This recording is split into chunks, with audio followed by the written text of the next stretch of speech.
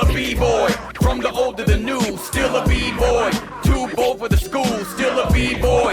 East coast to the west, b-boys worldwide, we supposed to be blessed, still a b-boy. This week it's time to battle. Hip-hop has a long history of MCs battling each other with lyrics, trying to show whose rhymes reign supreme. Sometimes things might get a little out of hand and very personal. This week, we're discussing the top 10 diss tracks in hip-hop history.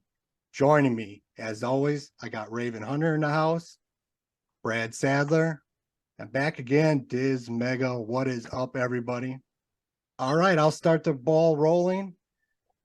Number 10, there was so many things that I wanted to put at 10. Then I got it down to one artist. And then there was like 4 songs I wanted to represent this one artist. So I slid them in at 10. And it was an unreleased track, so I don't even have a cover to hold up. But in 2000, Eminem, Quitter, it was an Everlast diss. After Everlast took that little shot on that Dilated People's Eardrums Pop song, and then M came back with like an acoustic guitar thing making fun of him. And then Everlast came back with Whitey's Revenge, which is a pretty solid diss track. And then M comes in with Quitter, which is like 6 minutes of just destroying him. Halfway through, the Hit 'em Up beat comes in, and he has D12 roll on him, like Tupac had the Outlaws roll on Biggie and Puffy. It's just everything great about diss tracks.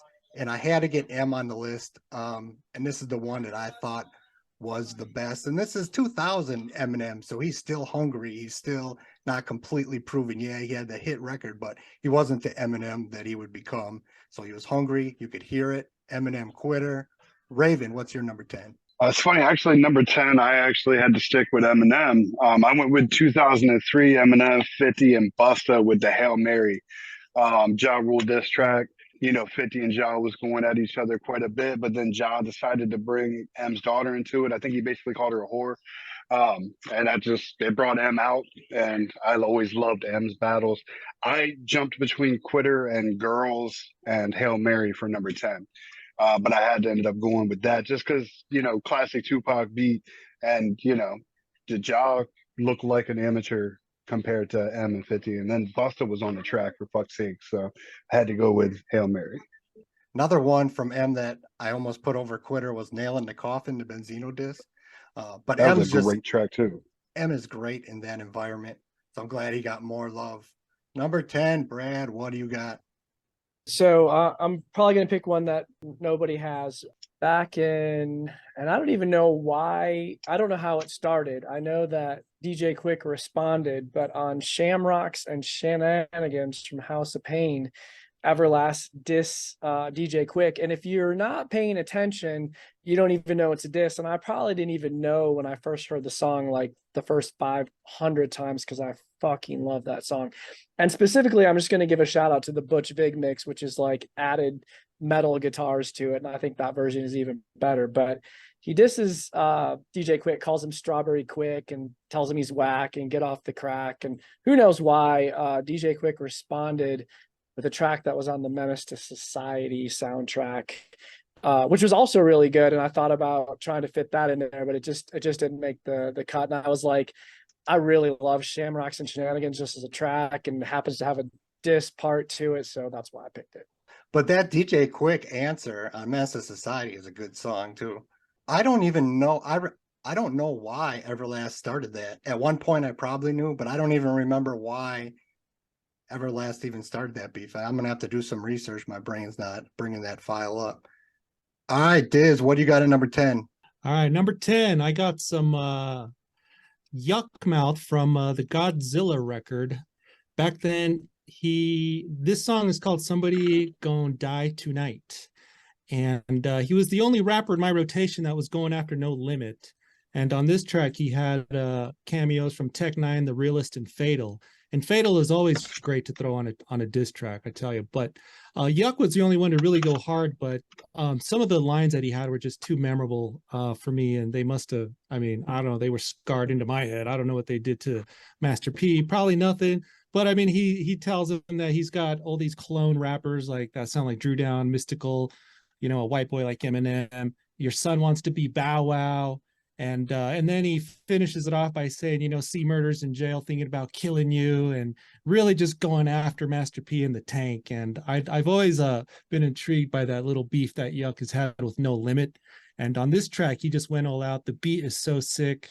It sounds like it could have been from Death Row or something, but it's a great track. Somebody Gonna Die Tonight, Yuck Mouth. Yeah, those Yuckmouth albums after the Looney split, there's some good ones. All right, number 9. We're going to 1993, and I'm going to hold up. I have the maxi single here, but it was on the album In the Nude from Luke, and we're going with Cowards in Compton. This is kind of a forgotten record in the whole Dre versus Easy, Dre versus Tim Dog, Dre versus Luke thing, but I think Cowards in Compton is better than Dre Day. It's underrated. He's got the Poison Clan rapping, and then Luke doing this shit talking like only Uncle Luke can do. A classic, Luke from Two Live Crew comedy and disses. The video, if you have not seen the video, pause this podcast, everyone, and watch it. He recreates the Dre Day video, but making them look like chumps. It was done so fucking perfectly. Verses are great. JT Money shines. Luke talks shit. Cowards in Compton get sprayed in Dade. You didn't see Dre in Dade County, Miami. So I had to give love to Cowards in Compton. Number 9, what do you got, Raven? Number 9, let's see. I had to go with DJ Quick, Dollars and Cents. In my opinion, just a classic diss track towards MC8. Of course, they were in opposing gangs anyway, so there was always going to be something there anyway. But misunderstandings and shit just led to some really nice disses between MC8 and DJ Quick. And DJ Quick basically just calls him illiterate as fuck in that song, and that just always made me laugh. So Dollars and Cents, it's got that classic, DJ Quick sound. Saving Sound, I think, is a very underrated album too. DJ Quick's an underrated ass rapper and producer anyway, but I had to go with Dollars and Cents. I like MC8 a lot, but that song always just killed it to me. Safe and Sound is a 5 mic album to me. It's classic. Facts. To me. Facts. So I'm super glad solid. someone else agrees. So solid. And yeah, he kills 8. And honestly, if someone says rap beef, one of the first or second things I think of is MC8 versus DJ Quick. That's where my mind goes when I think rap beefs, because it was so long, so many songs. Usually people will go at each other for a year or two and then squash it. They were going at each other like through the 90s. Like 10 years or some shit. Right. They were beefing. So. Every album added this song on the other guy. No, that's a great song, and it may get brought up later. Number 9, Brad, what do you got? All right. Well, hopefully this one, a lot of my songs are not like straight diss tracks all the way through. They might have a diss sprinkled here or there, but I thought this was a good one to bring up because there's a good story about it. So I'm wearing the Esham shirt, and I picked Esham Devil Shit. And in that song, he says, treat you like Joe Bruce with 2 faces. So I'm going to take you back in time to 2000, 2001, when Esham released Tongues and I was writing for Murder Dog. I got the call from Murder Dog that I'd always dreamed about. We want you to interview your fucking rap hero, Esham. Like, I lived and breathed Esham at that time. And this was all that I could ever hope for. They set up the interview, you call, tape it, dictate it, put it on the net. Well, it ended up being one of the most wild interviews. I don't know what Esham was pissed at the world. I mean, he's been pissed at the world, but this was the first time like he just let loose. Like, I think maybe he felt comfortable with me because he knew I was a fan and I'd written all these positive things, but like I asked him questions, I got him to open up. And again, like me writing for Murder Dog, like I was only ever writing as a fan of like Detroit rap. Like I was hugely in Detroit rap at this time. I happened to send them an article that I wrote that was just really an email, just like giving information about Detroit rap history. And then they asked me to write for the magazine, which I did for free. So I'm not like a seasoned journalist. I had no fucking contract with them. And I'm just really just a fan, right? So I'm part of all these fan groups. And of course, the first thing I do is tell all the fan groups, like, I'm going to interview Esham. And they're like, yeah. Once you get it transcribed, man, post it here. So I interview Esham and we start talking about, Violent J, and he starts going off on Violent J, just like saying all this stuff. And it hits me. I start thinking about that devil shit song. And I said, well, is that why you said, Joe Bruce with two faces? And Isham's like, yep, I said exactly what I meant. The dude's got two faces. He says he wants to hire me to look at his label, but he doesn't. And he's all, and then he goes on to call him a bitch and all this other stuff. And he actually has Violent J on one of the tracks on the album. Like it was wild. So of course, like I transcribe it. I should have just sent it to Murder Dog magazine and not like posted on the internet, but I had no idea. I was like, I'm gonna post it for all my friends in the Isham, forum. So I like posted on there. The whole fandom, like this was like the first like internet viral thing in a community back in 2000. Well, it got back to Murder Dog and they called me and they were like, hey, if we have set up an interview for you, that's an exclusive for Murder Dog and you can't be doing it. And I just like, I was in medical school. I didn't have time for it. It was the ending of my career of writing for Murder Dog, basically based on the song. So hopefully it meets the rules. But when I asked Isham about it, it's certainly, he meant that line as a diss to Joe Bruce, even though he had him on the album and was trying to be on the label. So I thought that was pretty interesting. Well, throughout the years, him and Jay always seem to have a weird relationship. He's dissed them multiple times throughout the years, but then he'll show up on their albums, like you said. They're like a married couple. They seem to always be fighting. Either they hate each other or they love each other. That's a great story. That's a great story. Number 9, Diz, what do you got? Oh, well, let's stay on that Isham topic. By the way, I know Isham is on tour with Violent J, currently the Three-Headed Monster, something like that, You're Ouija right. Mac. Yep. So they must be friends again. And I remember that interview. Big props, man. I was on the forum. So number 9, I got Kill the Fetus. This is by Dice on the Black Monday record. I don't know if Isham had been dissed on record before, but I don't know if he ever got a full out track on him. But Dice made this record, and the entire record of Black Monday, arguably, it's maybe his best or at least second best. Great record. He threw in lines in there talking about how Isham bit his style, and now Dice is stealing his fans and whatever. And I remember back then thinking, you know what? Isham did get a little more gangsta when Dice got in the picture. I remember that, I remember, man. I remember Isham before Dice. He was pretty wicked shit only, but Dice got in with Razak and, without Mastermind and T on that Dead Flowers record, he had a little different vibe. So that kind of hit home on that diss. I don't know if those guys, I think those guys are friends now, honestly. And, it's all water under the bridge at this point, but I had to give my homie Dice some props here at number 9, man. Kill the Fetus. He went hard. Perfect. Number 8, Dice. Kill the Fetus, E-Scam. And I can tell my story. So I interviewed Dice in season 1 and asked him about it. It ain't cool. He said, East Side, ho, where's my money? And then started saying fuck Isham and all this stuff. So he's still salty at Isham after all these years. But it's great that someone else brought this up because Dice goes hard on Isham.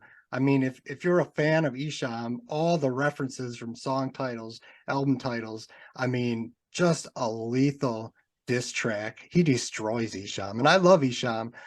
Actually, most of these songs that are people getting dissed are people I like, but he kills Isham. And I wanted to almost have this higher. It's just obscure to the masses, but it had to make my list. And they are definitely not cool. At least as a year and a half ago, they weren't cool. Although Dice was pretty drunk. He got progressively drunker throughout the interview as he was doing shots. So that might have had something to do with it. But he was like, fuck Isham, East Side, ho, where's my money? But great track, Dice. He killed the Fetus on that song. Number 8, Raven, what do you got? Number 8, I thought I was gonna blow some minds, but it's Cowards in Compton, and you kind of covered every fucking thing I could have said about the song already. Yeah, when you posted that on Facebook, I was like, this motherfucker, Stole your thunder. Yep, but it's just a nice hard fucking track, and I don't think Luke ever really got as much respect as he deserved anyway. And nobody ever brings Luke up. They bring up the Tim Dog thing and everything, but nobody ever wants to bring up Luke. And he was just as dissed and Dre Day and shit as anybody else. But shit, I think it was definitely harder. I love Dre's beat for that song, but I think Cowards in Compton was just harder. I completely agree. And Luke showed that he wasn't no punk because Two Live Crew was, more party music, sex rap. I wasn't gangster rap at all. But, No, but he Luke, came out swinging with he that. came out, yeah. And I hate that it never gets talked about. Dre Day is such a historical song, and he disses the fuck out of Luke in it. So people should be talking about Luke's response to it.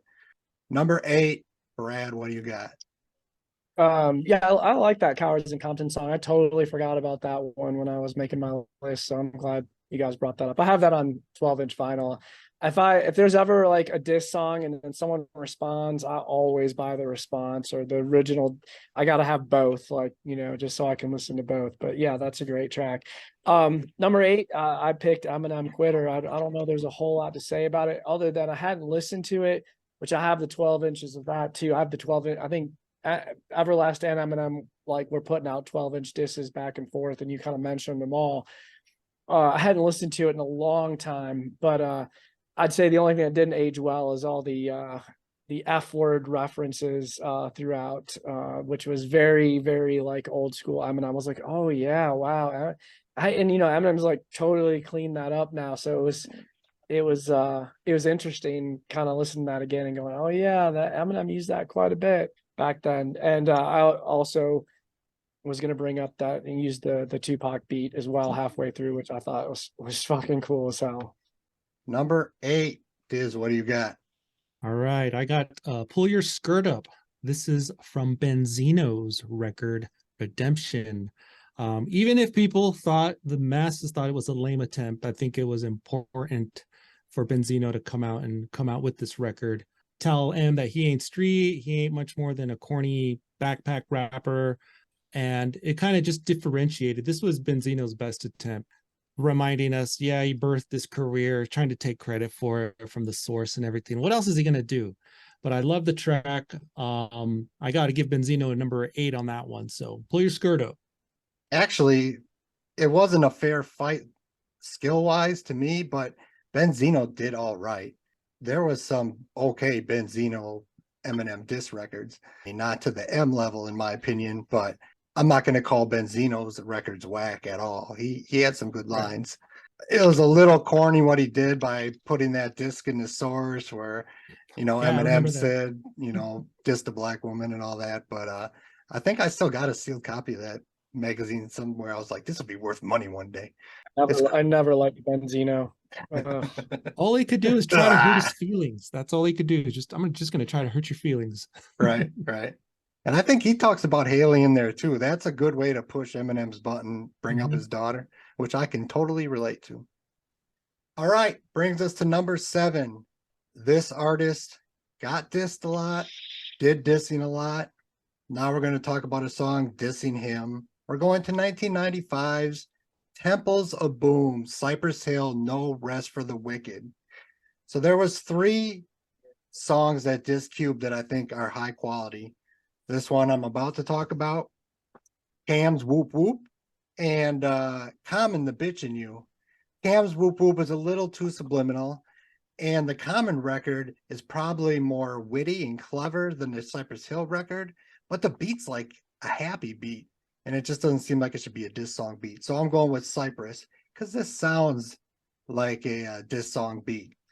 They claim that Cube stole the hook for his song Friday, from Throw Your Sets in the Air. So they put this out. This Muggs beat definitely fits the vibe. Be Real brings it. And he fucks up Cube's Good Day. A lot of great one-liners, referencing, Cube songs and records and whatnot. So I had to get No Rest for the Wicked because it always gets me. It gets me every time I hear that opening. So number 7, Raven. So we've talked about this song before, and you threatened to kick me off your podcast for this song before. Oh, shit. But we go into 1995, Mr. Smith with the I Shot You. That was just a great diss song. I've said everything I could about it in like 2 other podcasts, but Kumo D, MC Hammer, and of course Ice-T were caught in his line of sight for that track. Hard ass beat, Keith Murray on that chorus. The remix was killer too. I think it was mad early Foxy Brown verse on that, if I'm not mistaken, in the remix. But yeah, I shot you. I love that shit.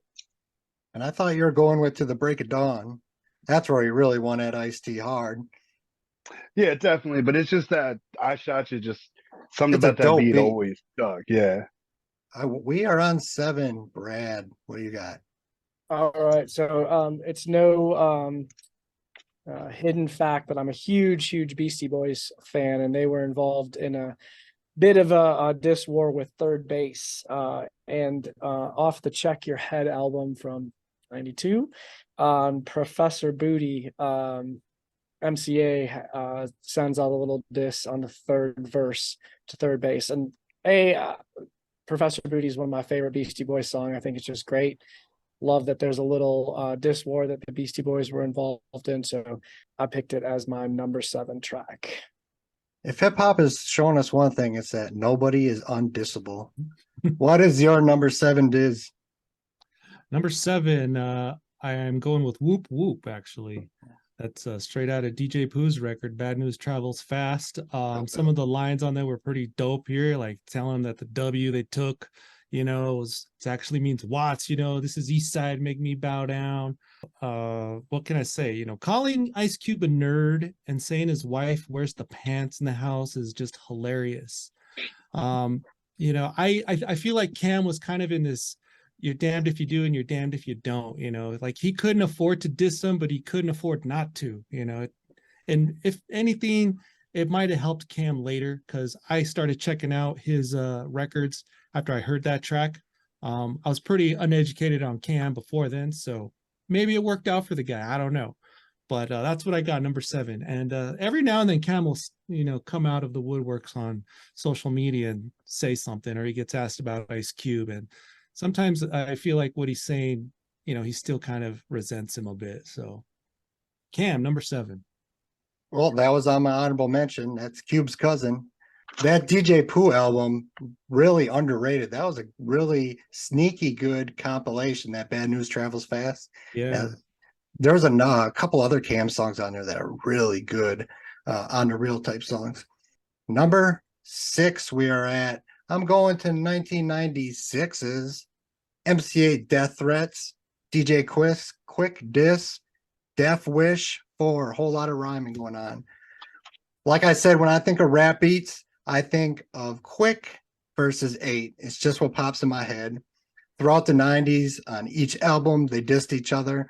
This is Death Wish 4. Yes, 1 through 3 were also about Quick. I think 4 goes the hardest.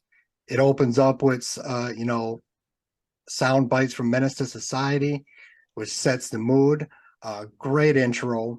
Prodigy from South Central Cartel does the beat on this one. And I think this is just 8 at his absolute best. He does his best work here. I think Quick always kind of bettered him lyrically, but I think 8 really held his own on Death Wish 4. And so that's the one I picked, MC8. Number 6, Raven, what do you have? I went back to 1987, I think, with South Bronx from Boogie Down Productions. I want to say it was on their debut album, if I'm not mistaken. You're right. All right, it was a diss to MC Shan, Marley Marr, the Juice Crew, battling over who created hip hop. There was a couple of tracks on there I could have picked, but South Bronx, just the beat, and that South Bronx, it just always got stuck in my head. So to me, BDP, they definitely deserve mention when bringing up anything about dissing. So, of course, KRS-One was always a beast anyway, so had to go with that South Bronx. That and The Bridge Is Over was on my honorable mentions. Bridge Is Over was the other one I was trying to, right. Juggle which one I wanted to go with. You're right. That beat for South Bronx is hard. I mean, just hard. Number 6, Brad.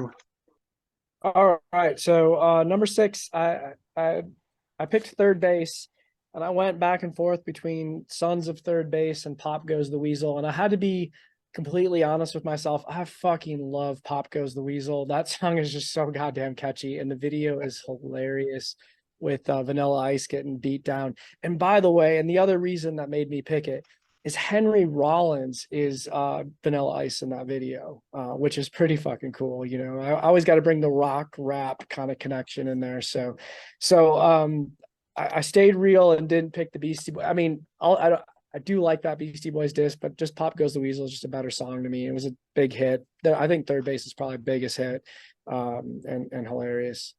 Sales wise, that had to be their big hit. Their other hit was Gas Face, but I don't think that probably sold as much as Pop Goes the Weasel. That was getting a lot of rotation on MTV at the time, and it is catchy. Diz, what do you got at 6? At number 6 here, I got Dre Day. Fuck with Dre Day. This is Snoop probably wrote it. I don't know who wrote it, but it's probably Snoop. But this is what Death Row needed right off the bat, like to kick things off, man. They needed to draw the lines, and declare war on Luke, Tim Dog, and Ruthless Records, man. I think they pretty much captured all the coasts here, and just about, and it was mind blowing. It might have been one of the first diss records I really heard. Actually, I was pretty much introduced into gangster rap from the NWA and that West Coast sound. So to hear that just blew my mind. And then, at the end, towards the track where they're just singing, Easy-E can eat a fat dick, Tim Dog and Luke. Like, I like those guys, all those rappers, but I had to sing along, man. I couldn't help it. I was like, it was crazy. But I think the song itself was just a big statement track, and it was what Death Row needed right then and there, and it worked. So got to give that one number 6. Dre Day was on my honorable mentions. It did not crack my top 10, but I will tell you what's my number 5. I'm going back a little bit, 1991, and you brought up LL Cool J before. Well, I'm going to talk about someone who destroyed LL Cool J, and that's Kool Moe Dee, Death Blow. Kool Moe Dee had a couple, they went back and forth, but I think Death Blow, he really landed a death blow. If you go back and listen to this is 91. Moe Dee goes off, and he always was ahead of his time lyrically. Even LL fans, Raven, have to admit that Moe Dee killed it.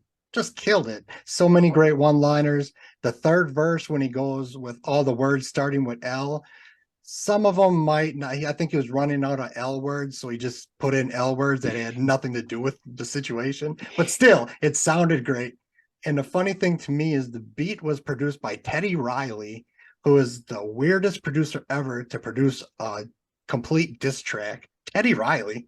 But it's a great song. Kool Moe Dee, Death Blow. I love this. He completely killed LL. And Moe Dee doesn't get enough love from current generation fans.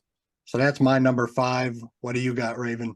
So yeah, LL is one of my favorite rappers. He got destroyed. I also went with Kool Moe Dee with the Death Blow for number 5.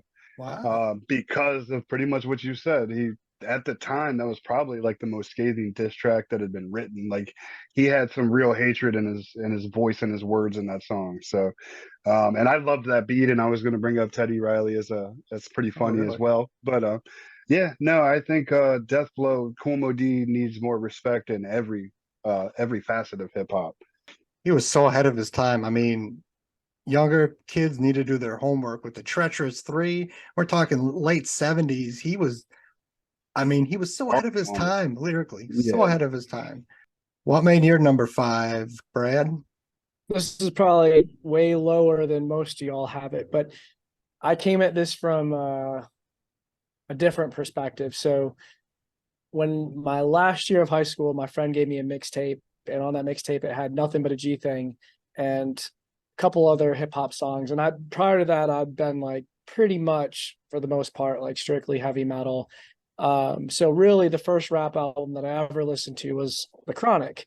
And when I listened to The Chronic, that's all I knew. So Eazy-E was a bitch, and Luke was a bitch, and Tim Dog, what I'm saying? So all these guys that I knew nothing about, they got demolished in a fucking funny ass video.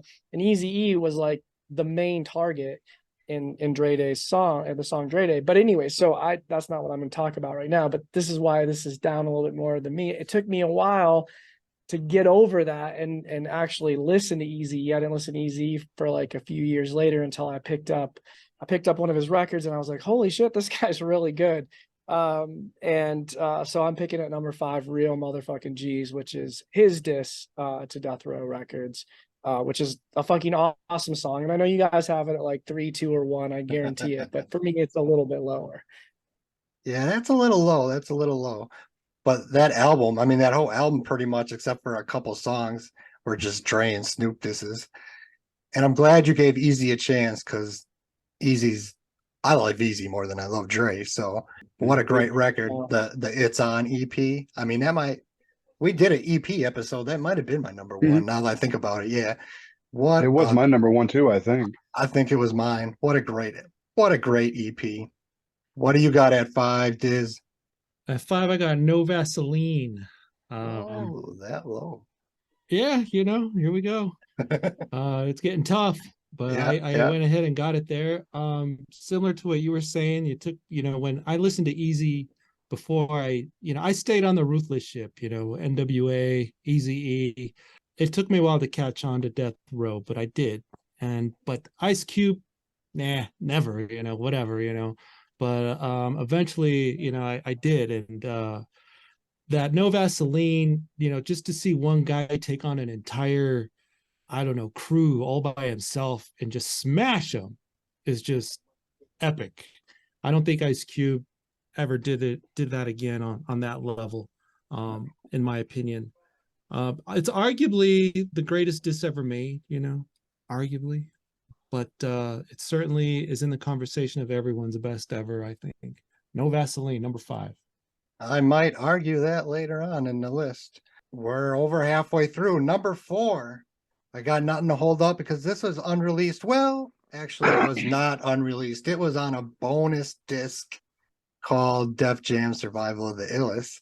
1998, Ladies Love Cool James, The Ripper Strikes Back, Cannabis, Wyclef, Mike Tyson diss.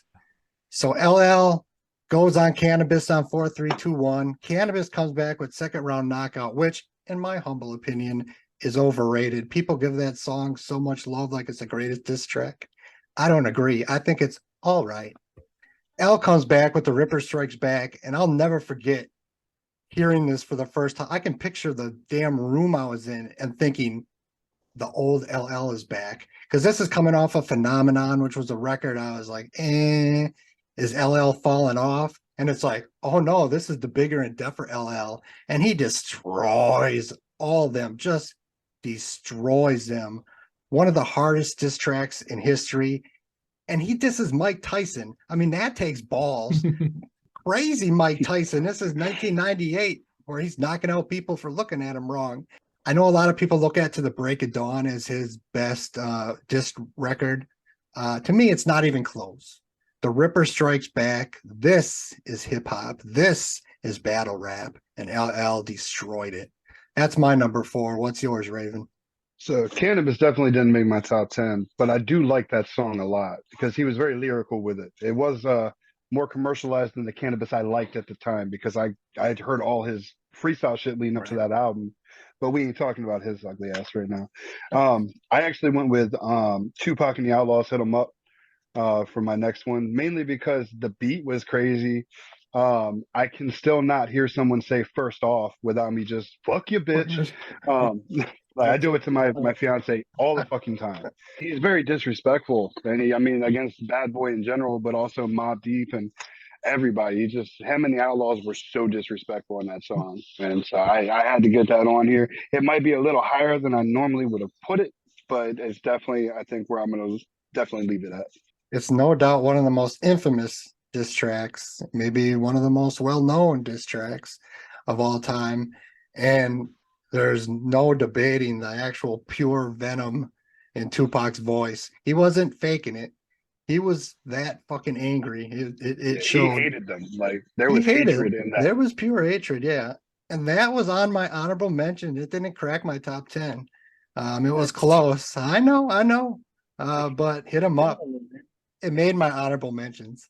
And I recognize what a great record it is. What is your number 4, Brad? I apologize for Hit 'Em Up. Yeah, no, I'm devastated now. No, so my number 4, what else can you say? It's Dre Day. It's my introduction to rap dissing, and what a great introduction. incredible video. I mean, the videos, we've talked about the song. There's not a whole lot more you can say. The song is catchy as hell. It's funny as hell. It was, arguably Snoop at his peak or about to peak, and Dre on one of the best hip hop albums of all time. So for me, for a long time, it was the standard by which all diss tracks, and really maybe still is, are measured by. And yes, a few have snuck by greater now, but at the time, just incredible for me to see. I can remember. So I was completely ruthless. And when I heard, I didn't get Chronic on day one. And this is an era where I bought everything on day one because I had heard that he had dissed Eazy-E and I loved Eazy-E. So I'm like, fuck you, Dre, and your new record company. I'm not buying it. But then everyone else was playing the Chronic, and it's like, this is a really good album. So I finally relented like a month later and bought it. No doubt, iconic. And the video, whoever was playing Eazy-E in that video did such a great job of making Eazy-E look like a chump. I mean, he played that role perfectly, whoever that was. Number 4, what is yours, Diz? Number 4 is Long Kiss Goodnight. This is Biggie, of course. Yeah. And I know he doesn't say any names on there, but we know he's dissing, man. We know. And it makes it even more haunting. The beat, the RZA beat is, oh my God, it's like one of my favorite songs of all time. I love the beat. I love the lyrics. They're just like deep. And I think because he doesn't say Tupac's name, it makes it like adds to it, like the mystique to it. Also because he recorded it after Tupac was dead. We know he did that, which added to it. And it was like distasteful, but Biggie had no choice, like he wasn't going to be a bitch. And I love the song. It makes number 4 on my list, and it's very different from all the other diss tracks that I've listed, probably because he just doesn't say Tupac's name in it. Great haunting beat's a great way to explain it. And there's no doubt he's talking about Pac. I mean, the I ain't mad at you line, and I mean, there's multiple lines. And you're right, if Biggie said nothing, he looks like a chump, because you can't have someone hit him up on you and be like, well, I ain't gonna do nothing, because I mean, you got to do something, right? So we are to the top 3, and I am taking us to 1995. It was brought up earlier. DJ Quick, Dollars and Cents, MC8 diss. Like I said, they've gone back and forth. I talk about 8's best diss. This is Quick's best diss. There is so many great one-liners in here. The G missing in his name, that's why he's not a G. And I mean, I could go down the list. And this whole album, like I said before, is dope. It's a 5-micer. Top-notch production by Quick himself. One of the best dual threats in hip-hop history. He's a top 5 dual threat producer rapper, in my humble opinion. It's just super clever, funky beat. Love how it ends. I mean, he disses him for 5 minutes, and then he's like, I'm through playing with you, dumbass. Just a great way to end the song, right? So that was my number 3. Quick got one up on 8 when it was all said and done. What's your number 3, Raven? I went with No Vaseline for number 3, which still could be arguably considered a little bit low, because it is another one of the most disrespectful songs ever written. And he went against the entire label, Jerry Heller, everybody. He was just like, fuck all of you. And at the time, Cube was like my least favorite member of NWA until this album, you know what I mean? And this song, like his first album was killer, don't get me wrong, but I would always rode with Eazy-E. He's the whole reason I rap, is Eazy-E got me into hip hop like that deep, you know what I mean? I molded a lot of my early style just off of Eazy-E, but Ice Cube was just so fucking disrespectful and dirty with that song.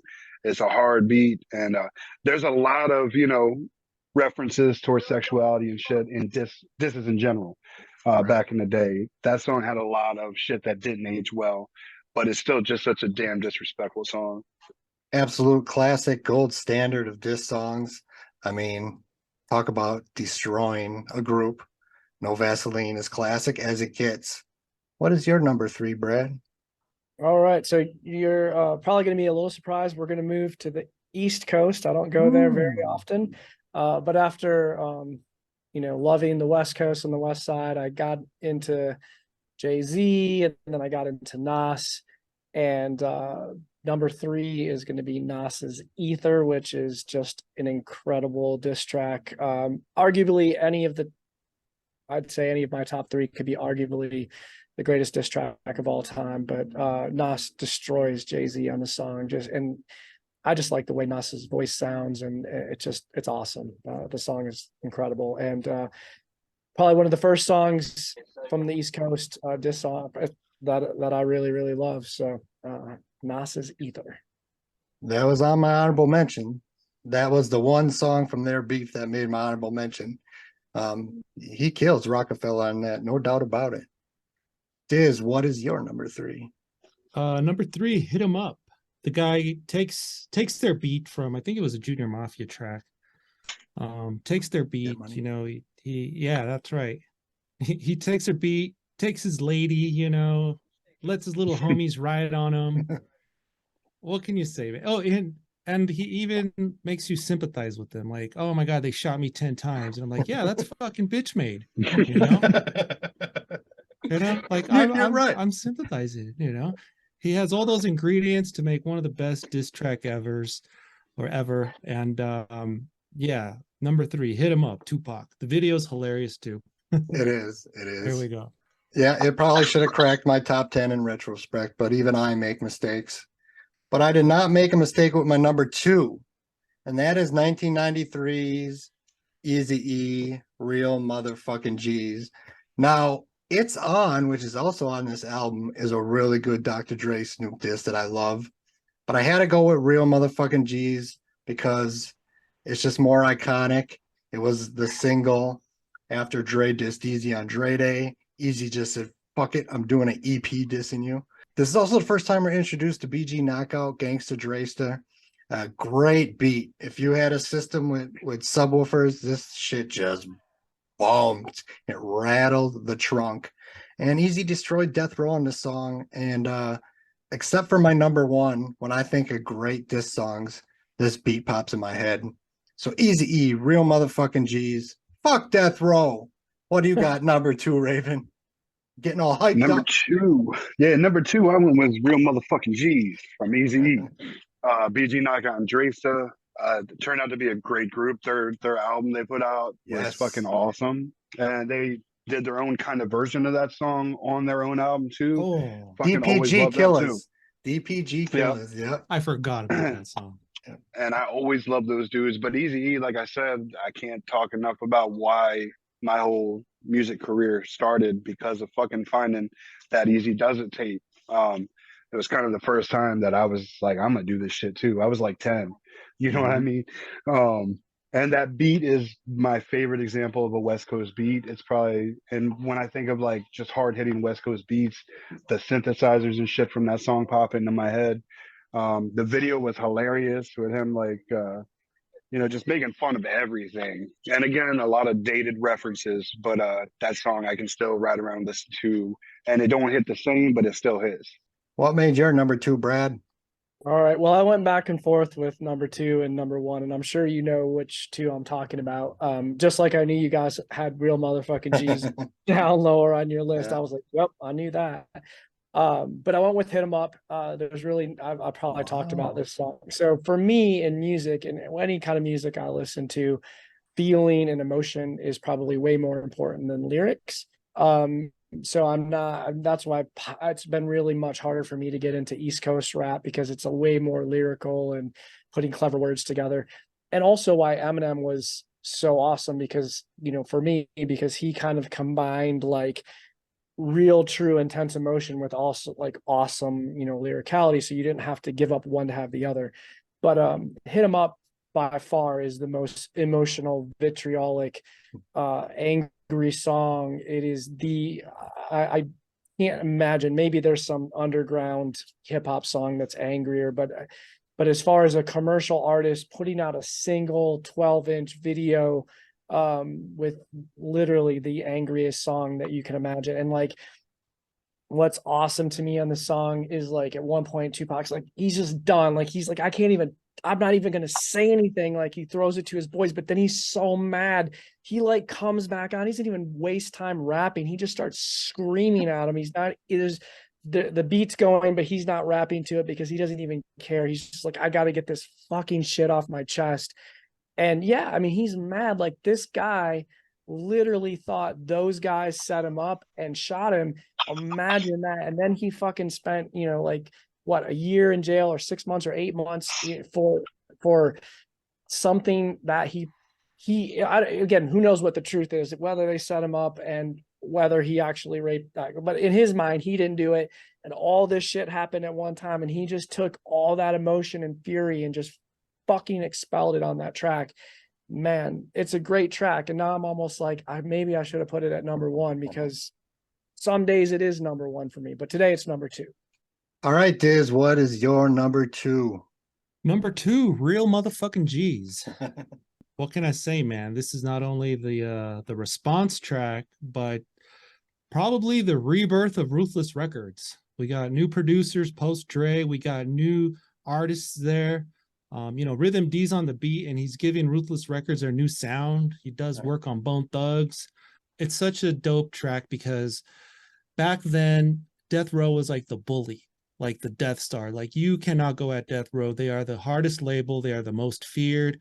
And here's Eazy-E just talking about them like bitches, you know. And then you got the insert, you know, the cassette or the CD insert with Dre on there wearing the makeup and everything, and just calling him a bitch and everything. I was like, holy crap, what is this, man? What is this? And that was like beef, man. I loved it, man. And they were both right there in the same city, you know, pretty much. Right. Compton, like, wasn't even separate coasts, you know. It was label versus label instead of artist versus artist. And you almost felt compelled to like pick a side. And I did, you know. I was a kid. I was like, Ruthless, baby, you know, whatever. It was super important, that track, that Ruthless rebrand themselves and just come out from a grown-up corporate marketing standpoint. They had to have that song, you know, to show they ain't no punks, because they were the gangster rap label. So Real Motherfucking G's. Love Eazy-E. Still one of my favorites, if not my favorite ever to do it. So, but that brings us to number one. I'm sure by now everyone knows where I'm going. I'm going to 1991's Death Certificate by Ice Cube. No Vaseline. To me, this is the gold standard of diss tracks. No one had ever gotten this personal. There had been diss tracks and even lyrical diss tracks like Kool Moe Dee's Death Blow, but no one had ever gotten this personal. This just fucking fuck you. And that blew my mind at the time. It was like, holy shit. I mean, Cube's going off on them. And like I said, remember, it's 91. Diss tracks just weren't this personal and hard like that before. And a great beat by Sir Jinx. Great introduction. Cube, you know, has had other good diss tracks like West Side Connection, King of the Hill, and a few others, but it doesn't get better than No Vaseline to me. Nothing can unseat that as my number one. So that's where it sits. Raven, what is number one in your heart and list? So number one in my heart is from 1998, Def Jam, Survival of the Illest Samplers. Def Squad, El Nino, Onyx, Shut 'Em Down, and DMX's Darkest Hell Is Hot. All three of them came out with sampler CDs. DMX was the first. Volume 1 had LL Cool J's The Ripper Strikes Back, and that was the only song on that CD. Every other one of them had like 3 other Def Jam songs, but this was just that. Only the first run of those CDs came out with those samplers. And LL Cool J, as you said, was in that rare form where he was back. He had started slipping. Some people even said Mr. Smith was the kind of start of his decline because he was leaning more into the Hey Lover and stuff like that. But Phenomenon was kind of a joke album on his, like the one blemish, I think, really on his career. It had like 2 or 3 good songs, but of course that album spawned the battle between him and Cannabis, where he was disrespectful enough to diss Cannabis on the same song he was on with him. And then of course Cannabis came back with Second Round Knockout. 99% of your fans wear high heels. And then James was like, nah, 99% of your fans do not fucking exist. And the beat was just hard. Like it had like a choir, just angry feel to it. And so, yeah, it breaks my heart that you can really only find that song if you have that album or on YouTube, like a shitty rip on YouTube. and I think that was on vinyl too. But it never came out on an album of LL's because I have like every one of his CDs, and I just that song is always like I just remember like I felt disrespected when I heard that song because I liked Cannabis, but I always loved LL, so I had to take that side. No, it's so amazing. And I don't think enough people know it, like you said, because it was never on anything big. It was on that bonus disc, and he just kills them. Anyone out there, you gotta listen to this song. So many great one-liners. Not to the level of Tupac's raw emotion, but there's hard emotion there. I mean, he kills Cannabis. I know we got the same number one, Brad. Give it to us. What's your number one? It is the same, no Vaseline. And I told you I go back and forth on this. There's not a whole lot more to say other than it had a bit of a rebirth a few years ago after the NWA movie. And I thought it was kind of cool that, in the NWA movie, because I think Dre and all them were involved in making it, they allowed Cube to like have that song in the movie, and they were like, damn, like they showed their emotions, like Cube fucking won, that's a badass diss song. And so it kind of came back into the light again a little bit recently, so I thought that was cool. And it's funny, I have a friend who we're actually still friends now, but we got into a huge beef when we were in college. And this is why I picked it as number one. I wasn't even sure I was going to tell the story, but I literally like changed the lyrics to that song, and then we were actually rooming together in our college dorm room, and one night he came in, like I put that song on and I rapped the new lyrics over to him and like dissed him with that beat over the lyrics. So in the end, that's kind of why I put it at number one. But any given day, either of those songs are my number one diss song. Hit 'Em Up or No Vaseline, just incredible works of art. And that version, Dissing Your Roommate, is even rarer than that LL song we were talking about. You can't find that version anywhere. Only on this podcast. All right, Diz, what is number one to you? All right, my number one track is Ether. I listen to that track still years later, and I find new things. I don't really, even if I knew it by heart, when I sit there and listen, I'm like, okay, I get that metaphor, whatever. Like Nas is just something else with his lyrics. I feel like it's Nas at his best. He's salty as hell. If you don't like Jay-Z, it's even more of a bonus, and it's the album. It was my very first Nas album. At least it was the first one that I really got and listened to, and I liked. I gave Nas a chance because of this record, and I've been buying and following Nas ever since. But the lines are hilarious. He talks about Rockefeller dying of AIDS, and that's who you named your company after. I rock hoes, y'all rock fellas. I'm like, damn, man. And it's like line. the whole thing is just like shit for me to think about. I'm like, damn, Nas he killed it on there. I can't put Ether any lower. I got to give it number one. Even though I'm more of a West Coast guy, I love Ether. So that's no where doubt. I am at number one. What was it? How much of Biggie's lyrics are going to come out of your fat lips? That shit Exactly. always kills Yeah. me. Yeah. And if I heard a Jay-Z song the other day, and I was like, that sounded like a Biggie rhyme right there, dude. And I think Nas. Yeah. Well, there we go. Top 10 diss tracks. Before we go, some of my honorable mentions. If these were not brought up by anyone, I just want to give them some love. And there's one I really wanted to talk about because a lot of people aren't going to know it because it's old and a little obscure. But Rap-A-Lot Records had a female rapper named Choice, and she did a song called The Big Payback, dissing NWA, Ghetto Boys, and Too Short. And it's really, if you guys haven't heard it, check it out. She kind of destroys them. And the only person who ever came back, Willie D had a song called Little Hooker on Going Out Like a Soldier, which is a Choice diss answer to The Big Payback. But she goes after NWA, Ghetto Boys, and Too Short and just disses the fuck out of them. So people should check that out. I had to give a shout out to Fuck Compton, even though Tim Dogs kind of looked at it as a joke. And he kind of just dissed the whole coast for no reason. But it's a part of hip hop history. Roxanne Shantae's Roxanne Revenge, known as, one of the first diss tracks ever in hip hop. West Side Connection's King of the Hill, Cypress Hill diss. I have Eminem Nail in the Coffin, Kill Shot, the MGK diss I really enjoyed. Royce da 5'9", Malcolm X was a D12 Eminem diss. That's really witty. The Game had 300 bars in running. It's like a 12-minute song dissing G Unit, and he just destroys them. That almost That's made my list. amazing, man. That's an amazing diss track.